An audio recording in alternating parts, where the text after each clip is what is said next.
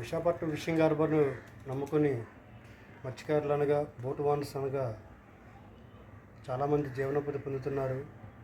అలాగే మత్స్యవేటకి వెళ్ళి బోట్లో తెచ్చిన మత్స్య సంపద కోను అనగా రొయ్యలు, పీతలు, సందువాలు అనేకమైన మత్స్య సంపద తెచ్చి ఇక్కడ ఎక్స్పోర్ట్ అవుతుంది విశాఖపట్నం నుండి. అలాగే ఈ మత్స్యకార మహిళలు కూడా ఈ హార్బర్ని నమ్ముకొని చాలా వరకు ఫిషింగ్ హార్బర్లోనే జీవనం పొందుతున్నారు. వివిధ ఊర్ల నుండి, దేశాల నుండి ఈ యొక్క మత్స్య సంపద ఎక్స్పోర్ట్ అవుతుంది.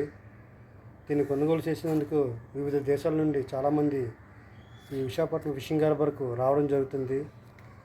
ఈ యొక్క మత్స్య సంపద ఇక్కడ చాలామంది మత్స్యకారులు కూడా ఇక్కడ వ్యాపారం చేసుకుంటూ వాళ్ళ కుటుంబాన్ని పోషించుకుంటున్నారు.